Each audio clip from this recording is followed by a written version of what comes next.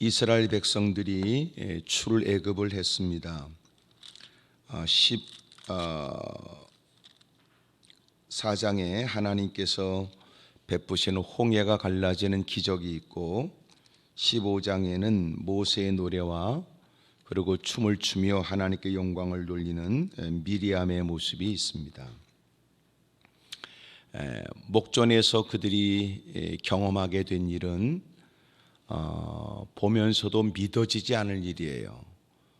어떻게 홍해가 바다가 갈라질 수 있는지. 출애굽을 하게 된 과정을 여러분이 잘 아시지만 강파하고 완악했던 바로가 결코 이스라엘 백성들이 나가는 걸 원치 않았고, 또 출애굽을 하게 하신 건 하나님이 광야로 나가서 예배드리게 하려고 하신 거거든요. 그러니까 하나님께서 우리에게 주신 구원의 은혜는 예배를 드리게 하시려고 하시는 거예요. 그래서 우리가 구원을 받았다라고 하는 사람은 예배의 가치를 알지요. 그래서 예배 드리는 것을 그 어떤 것보다도 귀하고 소중하게 여겨야 돼요.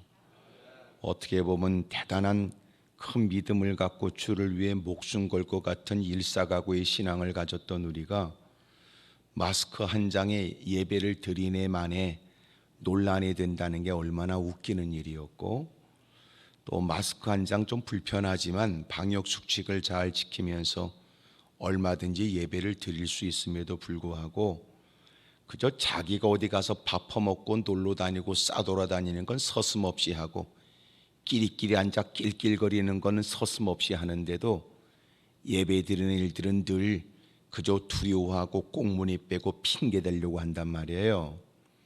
그러면서 여러분, 지금까지 한국교회는 대단한 부흥을 이룬 것처럼 거들먹거렸지만 눈에 보이지 않는 조그만 바이러스 앞에서 이렇게 초토화될 줄 누가 알았어요? 그리고 말이지요, 주님을 섬기는 거를 뭐 그렇게 갈등하고 그렇게 여러분 주춤하고 움츠러질 줄 누가 알았습니까? 그래서 이렇게 아직도 끝나지 않은 코로나19의 문제는 어찌 보면 하나님이 우리의 신앙을 저울질하는 것과 같고, 또 우리의 신앙에 관해 스스로 점검할 기회를 갖게 하고, 또 머지않아 처음 믿을 때마다 구원의 날이 가까운 때에 어떻게 신랑을 맞이하는 신부처럼 자신의 모습이 잘 단장되고 있는지, 또 자신을 이렇게 살필 수 있는 중간 점검의 기회로 하나님이 우리에게 주신 게 아닌가 싶습니다. 어느 때보다도 자신의 믿음을 살펴서 소스라치게 놀라고, 야, 이렇게 살아서는 안 되겠구나. 저 근본적 신앙, 반석에 지은 집 같았던 우리의 신앙이 어려움을 만나니까 모래 위에 건축한 집과 같은 거예요. 오히려 지금까지 잘 가꾸었던 몇십 년의 신앙생활을 이 어려운 때에 신앙을 발휘할 기회가 되고 자신의 신앙을 더 드러낼 기회로 삼아야 되는데 꽁무니 빼고 도망가는 사람들이 많거든요.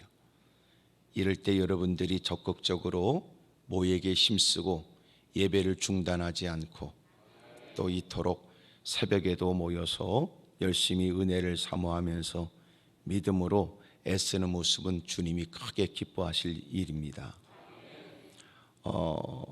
저희 기도원에는 늘 그렇게 써놨어요. 요새 제가 그렇게 써놨는데, 일상의 회복을 넘어서 말씀의 회귀라고 했어요. 이게 무슨 말이냐면, 대부분 일상의 회복을 왜 원하세요? 그동안 지었던 죄를 못 짓는 거예요. 그동안 했던 몹쓸 짓들을 못 하는 거예요. 그러니까 빨리 마스크 벗고 오만 데 싸돌아다니고 마음껏 못된 짓을 하려고 하는 사람이 많거든요. 그러니까 일상의 회복으로 신앙이 나아질 리가 없어요.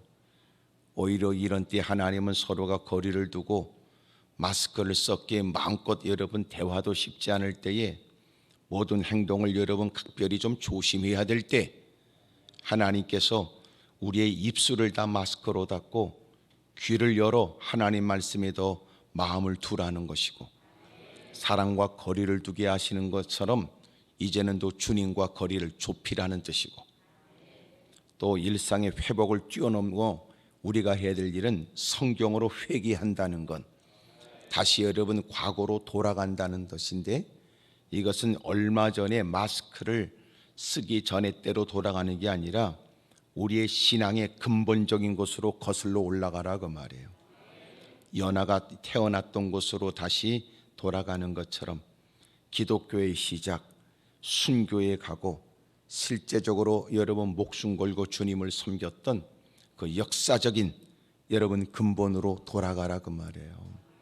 하나님밖에 없었고 하나님 때문에 기꺼이 모든 것들을 즐겁게 버릴 수 있었고, 여러분 예수님 때문에 기꺼이 자신의 삶을 드렸던 그때 모습으로 돌아가야 된다는 거예요. 예? 교회는 왜 세워졌는지, 뭐 때문에 그렇게 어렵고 힘든 중에도 예배를 귀하게 여겼는지 그때로 말이에요. 그때로. 예? 이렇게 교회가 오랫동안 가꾸어져서 잘 이렇게 든든히 서가기까지 얼마나 많은 분들이 눈물을 쏟으며 아낌없는 헌신을 했겠어요. 세월이 지나 나이도 들었겠지만, 그러나 사실은 주님을 배울 날이 점점 가까웠기 때문에 흠모하는 마음이 더 뜨거워져야 될 듯하고, 이전보다도 더 주님하고 보낸 시간이 많은 만큼 성경적 지식뿐만 아니라 그 모든 일에도 모범을 보여야 될 것 같은, 그러나 과연 그런가 자기를 살펴야지요. 예. 말씀의 근거에서 신앙생활해야지 신앙 경력으로 신앙생활하면 안 돼요. 내가 지금까지 몇십 년 신앙생활했는데 그게 어쨌단 말이에요. 그게 주님하고 무슨 관계 있어요? 여러분, 그것은 많은 세월을 내가 교회에서 교회밥을 퍼먹으면서 보냈다, 이게 중요한 게 아니고, 진짜 중요한 건 주님하고 무슨 관계 있냐고요. 심판자 대신 주님 앞에 섰을 때는 우리는 주님과 무슨 관계가 있는지를 설명해야 돼요. 먹고 마시는 모든 일들이 주님의 영광을 위해 살았느냐, 힘쓰고 했던 수고가 주님과 무슨 관련이 있었으며, 상처 입고 피 흘리며 어렵고 힘들었던 고생의 일들이 주님과 무슨 관련이 있었냐 말이에요. 먹고 살기 위해서 바둥거리면서 입었던 상처들, 고통, 어려움의 일들은 먹고 살겠다고 하는 나름대로의 생계수단을 위해 애쓰는 과정 속에 있는 일인지, 아니면 그것이 오직 주님의 영광을 위해서 힘쓰다가 겪게 된 고통과 고난의 시간이었는지를 주님 앞에 보고해야 된다고요. 흔적으로. 출애굽은 주님께서 예배를 드리게 하려고 주님이 출애굽을 시킨 거예요. 과정 속엔 하나님의 적극적 개입이 있었고 절대적 은혜가 아니고는 그들이 나올 수가 없었어요. 문설주의 피를 바른 집은 죽음의 사자가 뛰어넘었고, 그리고 바르지 않은 그 집은 전부 다 첫 장자, 짐승의 첫 새끼가 다 죽었습니다. 애곡 소리가 그렇게 방방곡곡에 들리게 되고 그들이 가는 길을 열어주었고, 나가면서 그들은 그동안 고생하고 수고했던 마치 대가를 얻듯이 그들의 은금 패물들을 다 요구하는 대로 그들은 다 내어주고, 나중에는 광야로 나가서 그것으로 성막을 짓는단 말이에요. 그렇게 그들이 출애굽을 했으나 그것이 끝이 아니에요. 그들을 가로막고 있는 큰 홍해를 만나게 되었고, 그들이 광야에 갇힌 꼴이 됐다는 얘기를 듣고, 그렇게 바로는 사람들을 끌고 군사들을 끌고 뒤를 추격해요. 몬지를 일으키고 거세게 그들을 추격하게 되는데, 홍해 앞에 있는 이스라엘 백성들은 난감한 처지에 탄식을 하고 절망을 하지요. 하나님이 세운 모세가 지팡이를 하나님 말씀을 따라 내밀게 되고, 홍해는 하나님의 은혜로 갈라지고, 그들은 그렇게 마른 땅으로 건너 그 홍해를 건너게 됩니다. 추격하는 바로의 군대는 그 뒤를 따라 들어오게 되지만, 그들은 이스라엘 백성들은 생명길인데 비하여 그들은 죽음의 길이었던 거예요. 그리고 그들은 하나님께서 다 이스라엘 백성들이 건너고 모세가 또 지팡이를 내밀게 되자 벽처럼 쌓였던 물이 하나가 되므로 그들은 전부 다 몰살을 당하게 되지요. 여러 번 목격한 그 일들은 그들에게 큰 중요한 이유가 되었습니다.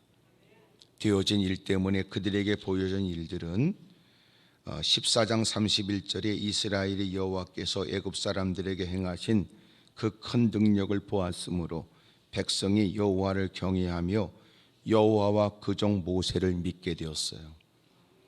여러분, 목격된 그 일을 통하여 그들은 하나님을 더 두려워하며 경외하게 되었고, 그리고 여호와 그 종 모세를 더 신뢰하게 되었습니다.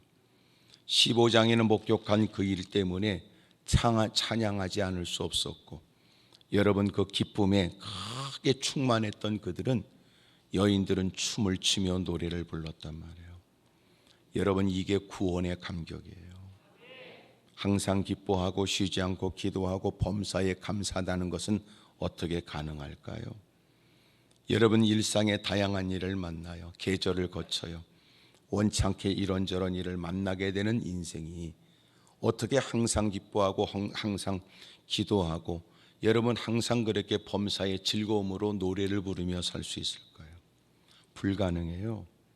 이것은 구원의 은혜가 전제된 얘기예요. 구원의 은혜는, 허락하신 구원의 은혜는 앞으로 인생이 살아가면서 어떤 파란만장한 인생을 살든, 그의 삶이 얼마나 부침이 있든, 그의 삶이 얼마나 고통스럽고 괴로운 좋은 일 나쁜 일을 만나든 그 모든 환경을 다 덮어버리는 은혜예요. 그러니까 그 모든 어떤 일을 만난다 할지라도 항상 기뻐하고 쉬지 않고 기도하고 범사에 감사할 이유가 구원의 은혜라는 거예요. 어두운 낯빛으로 하나님의 전에 다가와 여러분 콧구멍에 덩긴 퐁퐁 쏟아가면서 분노하고 원망하고 좌절 낭망하는 이유는 구원의 감격을 잃어버려서 그래요. 만약 그에게 구원의 감격이 있다면 그는 그 어려움 중에도 항상 기뻐하고 쉬지 않고 기도하고 범사에 감사할 이유가 있지. 그러므로 마지막 때는 모이기를 패하는 어떤 자들의 습관처럼 하지 말고 모이는 일에 힘써야 될 이유가 거기에 있어요. 세상에 있다 보면 내가 누군지를 잊어버려요. 화려한 불빛이 있는 야경이 있는 곳을 헤매고 다니면 내가 누군지를 잊어버려요. 그렇게 여러분 각양의 것들이 다 모여있는 백화점 이것저것을 헤매고 다니게 되면 내가 누군지를 잃어버려요. 누군가를 부러워하게 되고 부러워하는 만큼 시기하게 되고 시기하는 만큼 낙담이 생기게 되고 낙담하는 만큼 집구석에선 가서 또 불평 원망하여 또 새로운 문제가 시작이 되지요. 그래서 서로 모여서 내가 누군지를 늘 잊지 말라는 거예요. 여러분, 자기가 누군지를 쉽게 잊어버리기가 아주 쉬운 세상이 됐어요. TV를 보면서 내가 누군지 잊어버립니다. 손에 들고 있는 여러분 핸드폰으로 이것저것 손가락 끝으로 살펴가며, 옛날은 발품을 팔았는데 지금은 손가락 품을 팔더라고. 제껴가면서 벌려가면서 눌러가면서.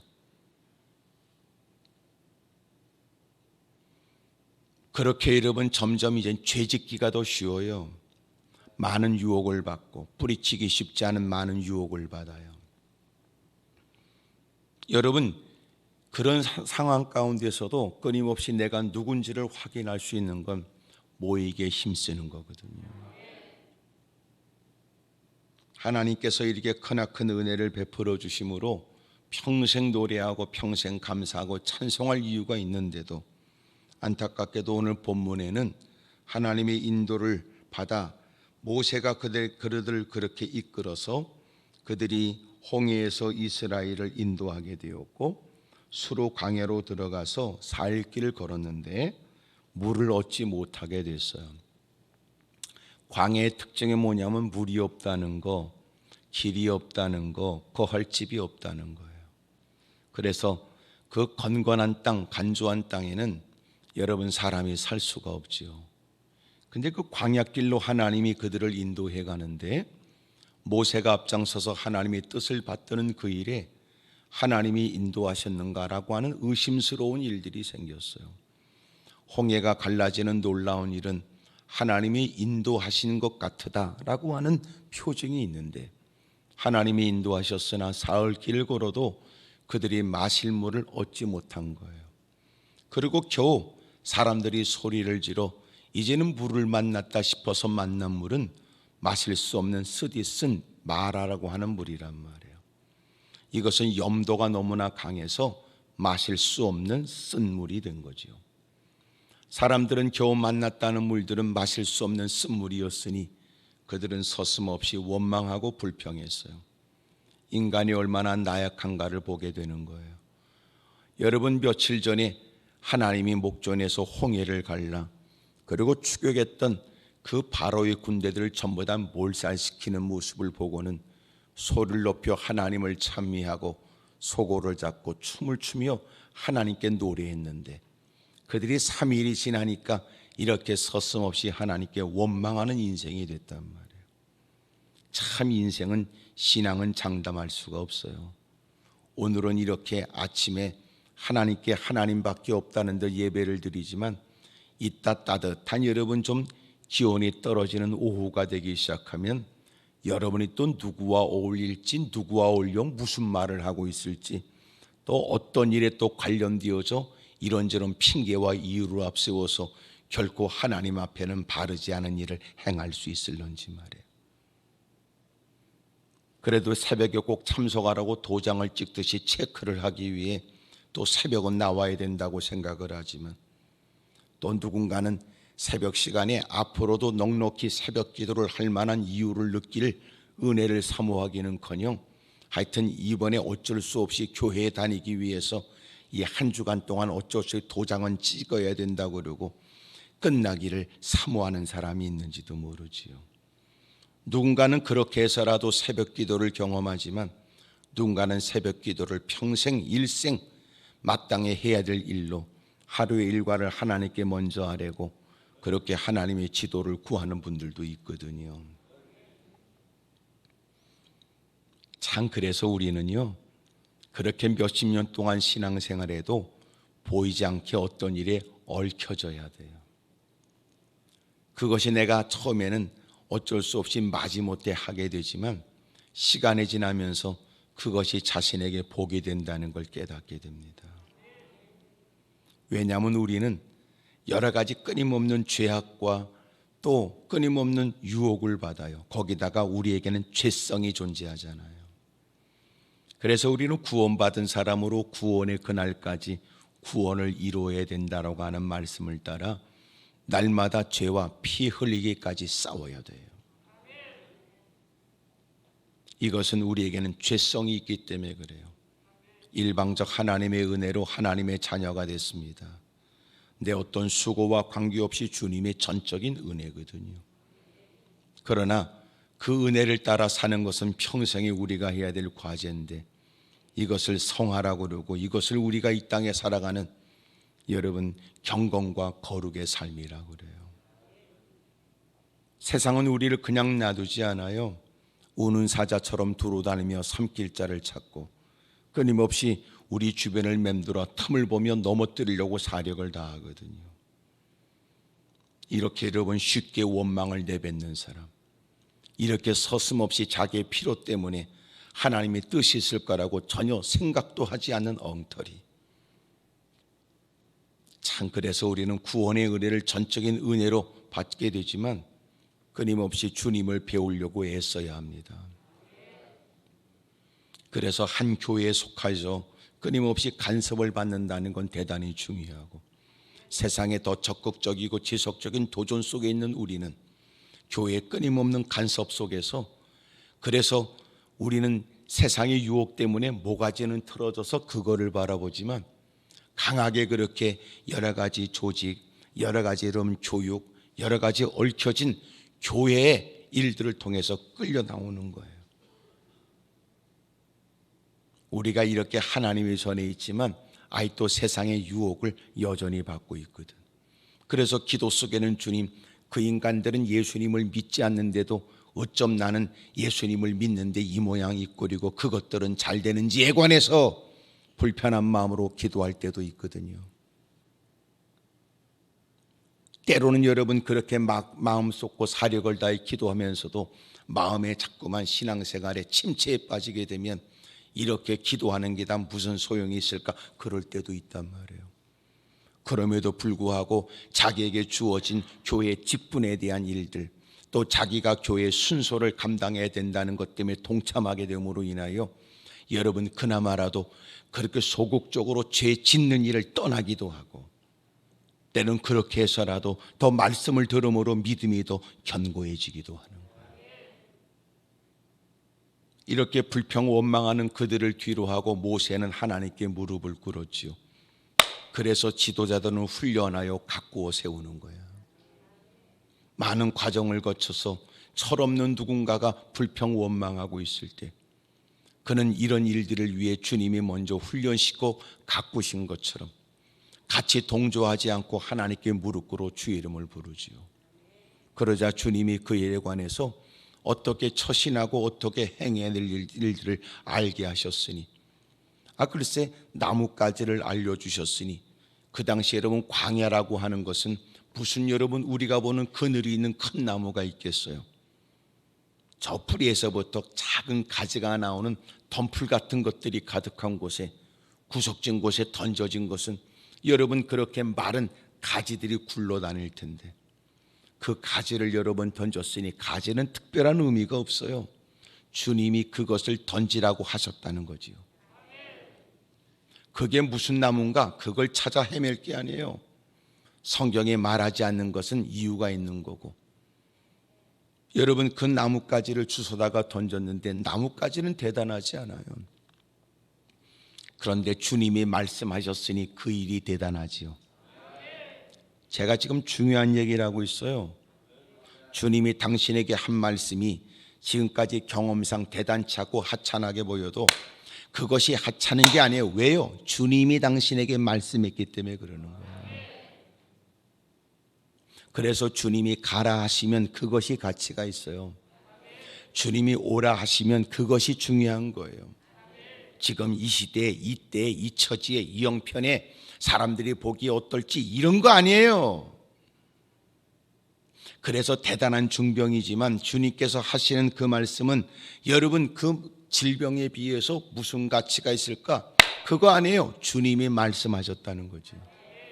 앞을 보지 못하는 시각장애인에게 주님이 침을 뱉어 진흙을 이겨 눈에 발라주고 실로암 못에 가서 씻으라 라고 말씀하셨는데, 여러분 그런다고 눈이 떠지겠어요? 그런다고 여러분 앞을 보지 못하는 시각장애인이 해결되겠냐고요.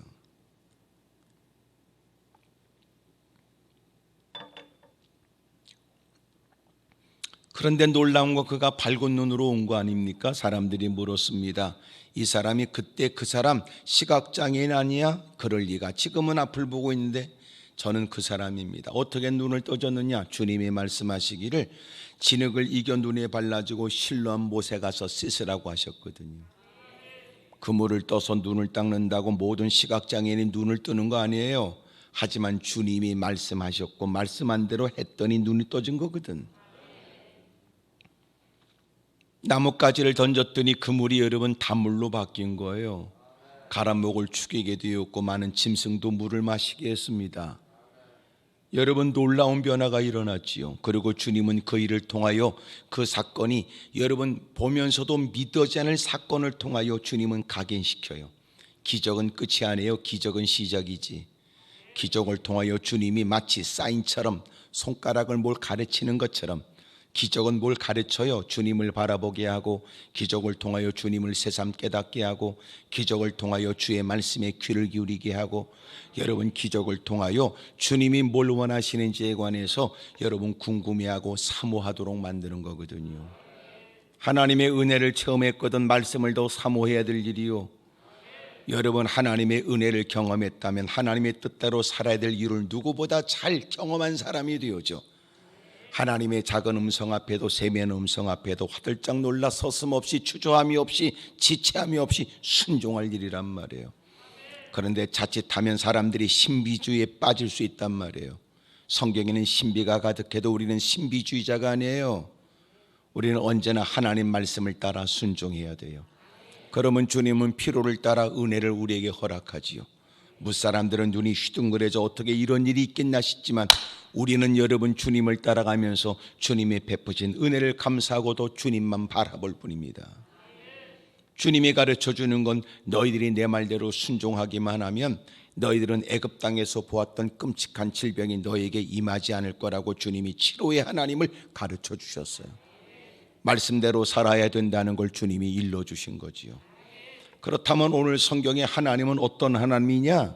하나님은 오늘 제목처럼 바꾸어 주시는 하나님이에요. 하나님은 바꾸어 주세요. 하나님은 우리를 좋은 일을 만나게도 하지만, 하나님은 좋은 것도 주시지만, 하나님은 바꾸어 준단 말이에요. 여러분, 하나님은 좋으신 하나님이에요. 제가 늘 강조하는데 하나님은 좋으신 하나님이다. 이유가 있다면 하나님은 좋은 것을 주신다. 하지만 하나님은 좋은 것만 주지 않는다. 하지만 하나님은 그것도 좋은 것이 되게 하신다, 그 말이에요. 하나님은 좋은 것 주세요. 하지만 좋은 것만 주지 않아요. 왜 그래요? 인간은 워낙 독하고 못되고 삐뚤어지고 나쁘기 때문에, 악하고 독성이 가득하기 때문에, 죄성이 많기 때문에 좋은 걸 주면 좋은 줄 모르거든. 그래서 여러분, 어려움을 겪어야 그게 좋았던 것인 줄 아는 거야. 여러분, 딱딱한 걸 씹어야 여러분 그게 부드러웠던 거 알지. 맛있는 걸 퍼먹어야 여러분 그것이 맛이 없었다는 것도 구분할 수 있고, 여러분 맛없는 걸 먹어야 그것이 맛있었다는 것도 알게 되는 거거든. 인간이 얼마나 못됐는지 몰라요. 본인 스스로가 생각하는 것보다 더 못됐다고. 여러분, 그렇게 못된 인간, 주님이 여러분 극진한 사랑으로, 이해될 수 없는 사랑으로 우리를 사랑하시니까 오늘 우리가 이 모습으로 하나님을 아버지라고 부르고 있어요. 사랑하는 여러분, 하나님은 좋은 것을 주세요. 좋은 것만 주지 않아요. 그러나 하나님은 좋지 않은 것, 그것조차도 하나님이 우리에게 유익되게 하셔서 우리가 전혀 생각지 못한 복된 곳에 다다르게 하시지. 그래서 하나님은 우리가 겪는 일들, 이것은 과연 하나님이 내게 주신 것인가? 이것이 하나님이 우리를 인도한 결과인가? 하나님 말씀대로 순종했더니 우리가 만난 일들이 겨우 이것인가? 사람들은 여러분 보여지고 느껴지고 경험되어지는 일 때문에 서슴없이 불평하지만 그러면 안 돼요. 하나님은 바꾸어 주기도 하니까. 아브라함에게 보여줬던 창세기 12장 하나님이 그를 부르셨고, 두 번째 부르신 거예요. 하나님은 진작 불렀고, 우상이 가득한 갈대아우르에서 건져내셨고, 하란 땅에 머무른 그에게 또 주님은 떠나라고 말씀하셨으니 두 번째 그에게 들려주셨고, 그러면서 그의 신앙은 점점 성장하지요. 22장에 가서는 하나님이 그에게 유일한 씨인, 그에게 생명으로 주신, 그에게 약속으로 주신 그의 유일한 상속자를 하나님은 모리아산 하나님이 지시하는 곳에 데려다가 여러분 죽여서 불로 태우는 번제로 드리라는 겁니다. 하나님이 야속하게 느껴질 부분이지요. 하나님이 너무나 잔인하게 느껴집니다. 그런데 놀라운 건 그 일의 분부를, 시험을 받는 아브라함은 그렇게 말하지 않았어요. 그것은 시험이 아니라 오히려 그는 하나님의 큰 뜻이 있다고 생각했던 아브라함. 그러므로 창세기 22장은 어느 날 22장만 읽게 되면 하나님을 오해하게 돼요. 그래서 창세기 22장을 이해하려면 12장부터 꾸준히 읽어야 돼요. 하나님께서는 그에게 이미 죽은 몸 같았던 그의 아내의 몸에 하나님의 생명을 주어서 대를 이을 이삭을 주셨거든요. 여러분, 자기 아내가 사라가 90세 때, 아브라함은 100세 때에 아들 이삭을 안았다고요. 하갈을 통한 이스마엘은 하나님이 내쫓도록 만드시고, 그리고 놀라웠게도 그가 그의 아내의 죽은 몸 같았던 여인으로서 자식을 생산할 수 있는 여러분 생리가 끊어져 버렸지요. 그런데 그의 몸을 통하여 하나님께서는 생명을 주셨어요. 그것을 알고 있는 아브라함은 하나님이 그 자식을 드리라고 말할 때 그는 기꺼이 드렸던 이유는 히브리 11장에 보니까 기록되기를 하나님께 시험을 받을 때 믿음으로 그는 이겼으니, 히브리 11장 믿음장에 어떻게 이겼는데, 하나님께서 마침내 그 아들을 이삭을 죽여라 그러면 기꺼이 그렇게 했을 때 하나님이 이미 약속하신 것과 하나님이 죽이라는 건 약속이 충돌하는 것이 아닌가 싶었는데 아니에요. 아브라함은 하나님은 변함이 없으신 분이니 하나님이 이것을 내 자식 씨로 주신 바, 그럼에도 불구하고 하나님은 죽이라고 말씀하신다면, 아하, 하나님은 내 안에 죽은 몸 같은 몸에서 생명을 주신 것처럼 하나님께 드리면 이삭이 죽은 중에 하나님은 다시 살릴 줄로 믿었던 거예요. 다르죠, 우리하고?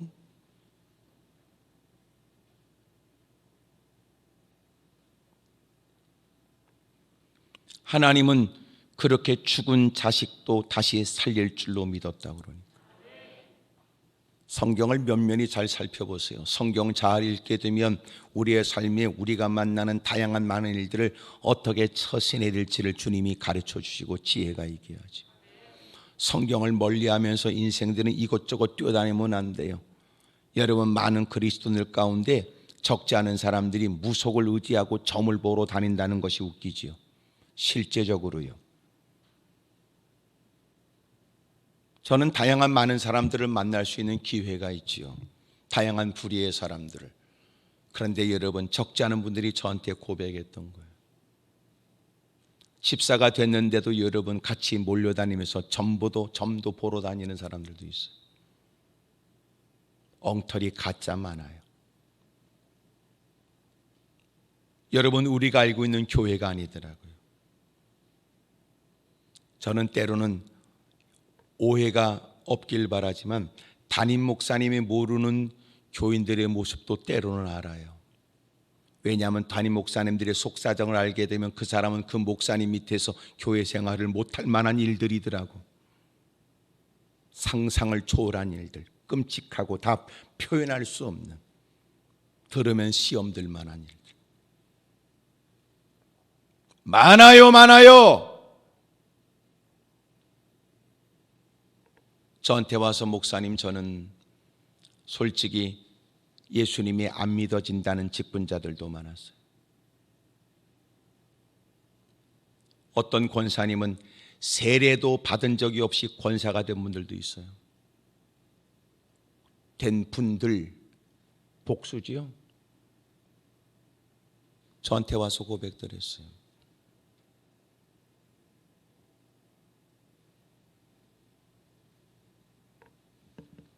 예배 자리에 앉아 있어서 다 믿음이 좋은 걸까요? 남다른 직분을 갖고 있으니까 누구보다도 월등한 뛰어난 믿음을 갖고 있을까요? 끼리끼리 모여서 성경 몇 교절 암송하고 끼리끼리 모여서 신앙이 있는 척 떠버린다고 믿음이 있는 것일까요? 아니에요. 조심스러운 얘기지만 주님이 이 땅에 오시면 실제적으로 구원을 받는 사람은 우리가 생각했던 것보다 더 적을 수 있다.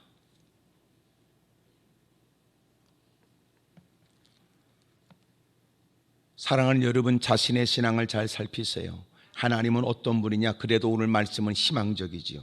주님은 바꿔주시니까. 쓴물이 단물로 바뀌어진 것처럼 지옥 같은 인생이 천국의 기쁨을 누리며 살도록 만들어져요. 날마다 인상을 쓰고 한숨 쉬고 탄식하고 좌절하고 낭망하며 살았던 사람들이 어느 순간 얼굴이 활짝 펴지지요. 가는 곳곳마다 웃음소리가 있고, 여러분 그렇게 해프지 않은 입가에 미소가 있고, 사람들을 가는 곳곳마다 용기와 힘을 북돋는 사람이 되기도 해요. 요한복음 2장에 있는 것처럼 물이 포도주로 바꿔진 것처럼 말이에요. 포도주가 되려면 포도가 있어야 되는데 포도 없이 포도주가 됐다는 게 놀라운 거 아니에요? 색깔만 바꿔줘도 놀라운 일인데 포도주가 됐다는 것은 숙성이 됐다는 것이고, 이미도 먼저 1년 전부터 준비했던 잔치 석상에 내놓은, 여러분 그 잔치 자리에 내놓는 그 포도주보다 더 좋은 포도주였다고 말하니까 짧은 시간에 순식간에 만든 주님의 물로 만드신 그 포도주는 더 좋은 포도주였으니까. 성경에서 말하는 하루가 천년이 하루처럼 된다는 말이 그 말이에요. 우리가 볼 때는 적지 않은 시간들이 지나야 숙성과 적지 않은 시간이 지나야 뭔가 이런 변화가 있을 거라고 여겨지지만 주님은 일순간의 변화도 줘요. 어떤 변화가 있어요? 사울이 바울이 되는 것처럼. 교회를 참멸하려고 사력을 다했던 사울, 가는 곳곳마다 유대인으로서 예수님을 믿는다고 얘기하면 쫓아가서라도 그들을 끌어다가 예루살렘에 데려와서 옥에 가두고 죽일 수 있다면 죽이고 싶었던 사람, 스데반이 돌에 맞아 죽을 때 많은 사람들이 돌을 들어 쳐 죽일 때 그 곁에서 그의 죽음은 마땅하다고 말했던 사람. 돌을 들었다는 건 수치를 줄 목적이 아니에요. 돌을 들었다는 떠나라는 뜻이 아니에요. 그 당시 그렇게 돌을 들었다는 건 죽이겠다는 뜻이었으니까. 그 당시 들었던 돌은 손에 쥐어지는 짱돌 조그만 돌이 아니에요. 자기 머리만한 돌을 들었단 말이에요. 스데반이 죽을 때 그 모습을 지켜보면 그의 죽음은 마땅하다고 했던 스데반, 그 사울. 그런데 그 사울이 말이에요, 다메섹에 있는 유대인들 가운데 예수님을 믿는다는 사람들을 예루살렘에 끌고 오려고 사내들인 공회에서 합법적인 공문을 가지고 쫓아갔는데, 놀라운 것은 여러분, 다메섹 도상에서 하나님이 예수님이 만나주신 거 아니야? 빛보다 더 강한 빛으로 나타나셨고 거꾸러진 그가 묻지요, 당신은 누구십니까? 나는 네가 핍박하는 예수다. 앞을 보지 못하고 식음을 전폐하는 시간을 보낸 다음 예수님의 제자 아나니아를 통하여 안수를 받고 눈에 비늘 같은 것들이 벗겨지고, 그는 즉시로 예수님은 그리스도라고 외쳤으니, 그가 예수님이 그리스도라고 외치는 건 자기가 그런 사람들을 스데반을 죽였고 그들을 옥에 가두고 핍박하고 매를 쳐야 된다고 말했던 것처럼 자신이 지금 하고 있는 일이 얼마나 위험스러운 일인지를 모르진 않지만, 그런 이제는 예수님을 그렇게 그리스도다 라고 말하지 않으면 안 될 사람이 된 거예요. 놀라운 변화 아니에요? 그 짧은 시간에 이런 회심의 역사가 있는가? 이런 극적 변화가 있을까? 있단 말이에요. 주님은 지금도 바꿔주세요. 주변에 강파고 완악한 사람 때문에 기도하는 걸 포기하지 말아요. 그들이 달라질 것을 포기하지 마세요. 왜냐하면 이 자리에 있는 여러분도 지난 시간들을 보면 여러분도 보통 사람은 아니었잖아. 여러분도 지금 이렇게 앉아있을 자리에 앉아있습니까? 여러분도 하나님을 아버지라고 본래부터 부름으로 하나님을 아버지라고 부르십니까? 우리가 거꾸로져 이제는 하나님을 떠나 살 수 없다고 말하는 것처럼,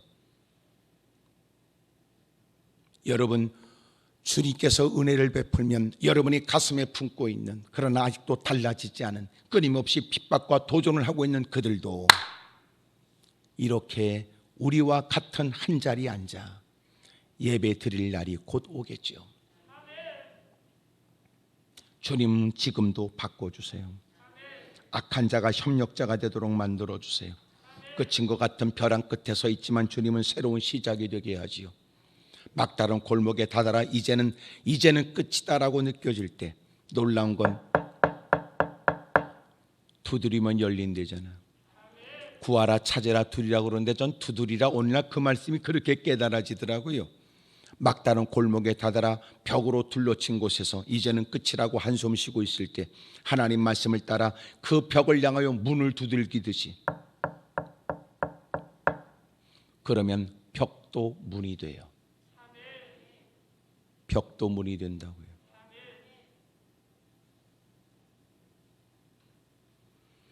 주님은 그렇게 바꿔주세요. 화가 복이 되게 하세요. 요셉이 그렇게 17세 때에 여러분 배다른 형제들에 의해서 그렇게 애굽 땅에 팔려간 것은 저주스러운 것, 팔자가 여러분 다 여러분 운명처럼 파될 것처럼 인생에 희망이 없다고 느껴질 일이었지만, 놀라운 건 그곳엔 주님이 함께 하셨죠.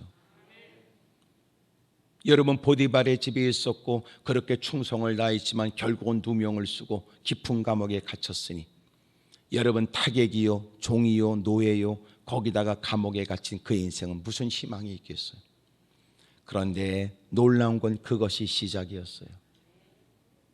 하나님께서는 그에게 꿈 해몽에 탁월한 은사를 주셨고 바로는 이해할 수 없는 꿈을 겹쳐서 꾸었으며 일에 관해서 견딜 수 없는 고통 가운데 많은 지혜자들을 불러 타고 쳤지만 어떤 누구도 그것을 답하지 못했을 때 이미도 요셉의 깜빵에서 술 맡던 관원장을 만나 이미 그가 여러분 감옥에 잠시 갇혀 있을 동안 꾸었던 꿈 해몽을 했고 해몽대로 그대로 그가 복제게 되었으니 지난날의 일을 떠올리게 됐던 그 술 맡던 관원장이 요셉을 소개하게 되었고 요셉이 바로 앞에 나와 누구도 해몽하지 못한 것을 성령의 은혜로 해몽을 했잖아요.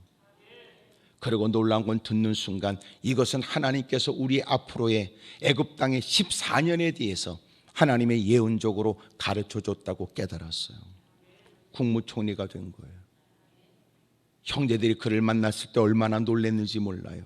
왜냐하면 팔아버렸고 어느 구석에 떠들다가 어느 쓰레기통 옆에서 삶을 비관하고 인생을 끝낼 줄 알았더니 여러분 그가 국무총리가 돼 있다니 말이에요. 놀랍지요. 주님은 그렇게 바꾸어 주세요. 여러분 자신을 바라고 한숨 쉴 거 없어요. 여러분 이런저런 형편을 둘러보면서 탄식할 거 없어요. 돕는 자 하나 없다고 절망할 것도 없어요. 오늘도 그 모든 것들을 바꾸고 더 복된 삶으로 이끌어 가시는 주님이 계시니까. 어쩜 우리는 하나님을 믿는다고 말하고 서슴없이 기도할 때마다 하나님이라고 얘기해놓고 왜 자신의 삶의 새로운 역사, 새로운 일들에 대한 기대가 왜 우리에게는 없습니까? 하나님은 지금도 바꿔준단 말이에요. 근데 놀라운 건 오늘 말씀의 결론은 바꿔주신 하나님으로 끝나는 게 아니에요. 성경을 잘 읽어보세요. 성경을 읽을 때마다 그 성경 속에 하나님이 우리에게 들려주는 질문이 있어요. 야, 나는 너희를 바꿔주는 하나님이지. 그러면 내가 너한테 질문하지. 너는 바꿔질 게 없냐? 너는 좀 달라질 거 없어? 매사에 문제만 만나면 한숨 쉬고 좌절 절망하고 좋으면 낄낄거리다가 조그만 어려움은 그렇게 낯빛이 어둡더니 조금 있으면 구석에 처박혀서 깊은 낙심과 낙담 속에 살아가는 너, 책임을 전가하는 일이 익숙해지는 사람, 어쩔 수 없다는 핑계만 만들어내는 인간. 하나님은 지금도 바꿔줘요. 그 하나님이 오늘 우리에게 들려주는 게 뭔지 아세요? 야, 이제는 좀 네가 좀 바꿔줘야지. 네 입술에 가득했던 원망과 불평을 제거하고 이제는 무릎 꿇어 주 이름을 불러. 주님을 찾아야지. 기도는 너무나 힘들고 어려운 시간을 보냈어요. 물론 지금도 어려워요. 교회는 멤버가 있어서 11조를 드리고 너도 나도 내 교회 의식이 있지만 기도는 피로 따라 올라왔다가 자기가 피로 따라 안 올라오면 끝나지요. 기도는 오히려 교회를 세워줬어도 기도는 교회와 관련이 없어요. 기도는 기도원으로만 존재하여 각 교회에 속한 모든 분들이 누구라도 들어와 마음껏 은혜 받고 그리고 각자 섬기는 교회로 돌아가도록, 그것 때문에 교회에 대한 수없이 많은 시간 속에서의 갈등, 유혹도 다 뿌리쳤어요. 그리고 하나님은 기도원에 큰 부흥을 줬지요. 이런 상황이 되니까 오고 싶어도 오지 못하게 되었고 제한된 공간에 되었고 교회 출석도 쉽지 않은데 기도원 출석은 또 고민이 되는 일이 된 거예요. 기도원에 올라오는 것은. 그러니 올라온 분들이 헌금해 줌으로 인해서 그 큰 규모의 여러분 기도원이 움직이는데, 그 많은 사람들이 움직이는데 벅차지요. 어렵지요. 너무나 마음 가운데 힘들었어요. 그래서 중대한 결정을 해야 되는가 보다 그런 생각했어요. 이것이 기도원의 끝인가 이렇게. 정말 심각했어요. 어느 날 여러분 불 꺼진 성전, 그리고 그 앞에 있는 성전 저희 앞에 있는 그 공중전화 박스, 빨간 공중전화 박스 다 꺼져 있는데 거기는 불 켜져 있었어요. 어느 날 늦은 시간 여러분 제가 그 기도원을 거닐면서 너무나 마음에 힘들고 괴로웠어요. 그런데 그 성전 앞에 있는 공중전화 박스를 딱 보면서 마음 가운데 하나님이, 이놈아 세상에 다 꺼졌어도 봐라 기도의 불길은 있다. 기도하면 된다. 사랑하는 여러분, 하나님께 엎드려 기도하는, 하나님께 드리는 그 기도 전화번호는요 안 바뀌었어요. 가까운 사람이라도 요새는 전화번호가 막 바뀌더라고요. 하나님께 드리는 기도 전화번호는요 바꿔지지 않았어요. 제 마음가운데 용기가 생겼어요. 하나님이 깨닫게 하시기를, 봐라 너는 갈 때까지 가면 돼. 할 때까지 하면 되지 뭘 걱정해. 저 많지 볼 거 없어. 네가 갈 때까지 가고 할 때까지 하면 되지 뭘 걱정을 해요. 확신이 생겼어요. 야, 지금까지도 하나님의 은혜로 살았다. 지금까지 하나님의 은혜로 발걸음을 내가 내딛었고 여기까지 왔지. 맞아. 하나님이 하라고 할 때까지 하면 되는 거고 가라고 할 때까지 가면 되는 거지 뭘 걱정해. 제게 있었던 무거운 짐이, 그리고 제게 있었던 어둠이 싹 거쳐버렸어요. 작년에 제 마음 가운데 야, 적극적으로 더 주의를 하자. 우리는 지금 당장 버겁고 어렵고, 그리고 직원들 여러분 월급 줄 것도 없지만 그럼에도 불구하고 우리가 주의를 하자. 더 주님이 기뻐하는 일을 하자. 작년에요 지금까지 하지 못했던 놀라운 일을 했어요. 어렵고 힘든 교회를 돕자. 그래서 여러분 100만 원씩 어려운 교회를, 우리는 당장 어려운데 그래서 여러분 100만 원씩 돕자 그러고 헌금했어요. 80개 교회를 도왔어요. 미얀마와 인도의 어렵고 힘든 다 고통스럽고 우리보다 더 어려운 그 현지 교회를 우리가 100교회를 돕자. 그래서 각 교회마다 30만 원씩 다 현금으로 나눠주자. 그래서 생필품을 사고 그 교회들이 버텨내도록 어떻게든 좀 도와보자. 그런데 놀라운 건 200개 교회를 도왔어요. 미얀마 여러분 그렇게 중증 때문에 고통당하고 경증 또 여러분 오미크론 때문에 코로나 때문에 고통을 당하는 분들을 돕자. 그래서 또 1,000만 원 헌금을 해서 그래서 또 산소통을 보내주고 산소통을 구입하게 하고 약들을 비행기로 보내줬어요. 작년 말 매년 우리가 해왔던 1999년부터 해왔던 선교사를 위임분 보내는 일, 한 사람에게 25만 원 헌금씩을 해서 2,000명에게 보내자. 5억을 헌금해야 돼요. 근데 놀라운 건 기가 막힌 하나님의 은혜, 숨겨진 용사들, 하나님의 사람들이 일어나서 여러분 그것도 우리가 작년에 2,000명의 선교사님 약 46개국 비행기 편에 다 열린 게 아니에요. 지금까지는 우리가 100여 개국으로 2,000명의 선교사님 보냈는데 작년에 우리가 그렇게 해서 2,000명의 선교사님들 5억 헌금해서 다 보내드렸어요. 우리는 지금도 어려워요. 여전히 어려워요. 근데 희한하지요. 주의 일은 주님이 책임져 주더라고요. 우리가 어려운 교회를 돕자 교회에서 왔어요. 목사님 고맙다고. 제가 얘기했죠. 목사님들 솔직히 우리 기도는 너무나 힘듭니다. 버텨내기도 어렵지요. 어떻게 도왔습니까? 예, 주님이 원하셔서 주님이 기뻐하셔서 된 일입니다. 우리는 어렵습니다. 이해를 못해요. 이해를 못해요. 제가 이 말을 했어요. 목사님들 아무리 봐도 하나님은 기도보다는 교회를 더 사랑하시는 것 같습니다. 네, 그랬어요. 요새 제가 어떤 마음으로 살겠어요? 주님 뭐 할까요? 그러고 살아요. 뭐 할까요, 주님? 이제 그것은 누가 사람이 볼 때는 무슨 일을 저지를까요? 그 말이에요. 제게는 확신이 있어요. 봐라, 이것이 인간적인 생각이 아니라 하나님이 기뻐하는 일은 하나님이 한다. 주님은 바꿔주세요. 그럼요. 주님이 못할 일이 뭐가 있어요? 질병에 고통을 당하고 있지만 하나님이 건져내요. 히스기야가 엎드려 기도했더니 하나님의 생명을 15년 연장시켜 주시죠. 여러분 죽음의 자리에 있는 어린 야이로 딸을 예수님께서 달리다고 마니까 떠났던 혼은 돌아와 아이가 일어나 어미의 품에 안깁니다. 주님은 바꿔주세요. 오늘 주님이 우리에게 들려주는 거예요. 야, 하나님은 바꿔줘. 변함이 없지. 야, 네가 좀 달라질 생각은 없냐? 이제는 원망을 멈추거라. 책임 전가를 멈추거라. 이제는 무릎을 꿇고 너는 힘써 주의 이름을 부르거라. 그리고 하나님 말씀에 귀를 기울이거라. 그러면 살아요. 그러면 됩니다. 그러면 여러분 오늘부터 시작하시지요.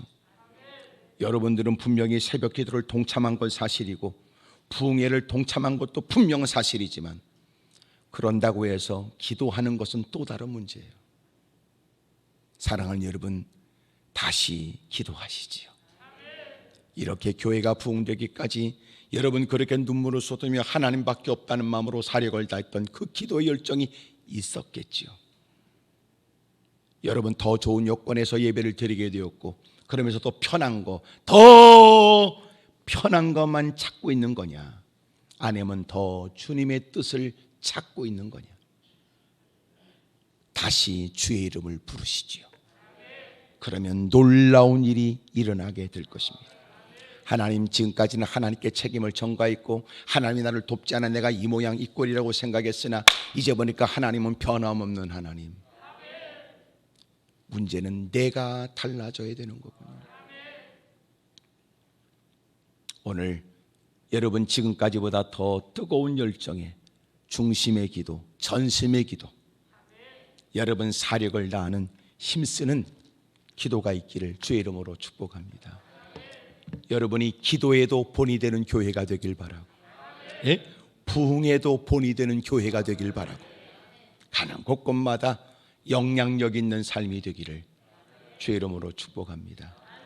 두 손을 높이 들겠습니다. 마스크로 코와 입을 잘 가리시면 돼요. 여러분, 그래도 새벽에 뭔가 그 어느 때와 좀 다른 부흥에 있기를 간절히 사모하는 우리가 여러분 주님을 부르면서 은혜를 사모하면 좋을 것 같습니다. 여러분 주님을 크게 세 번 부르고 통소로 간절히 기도합니다.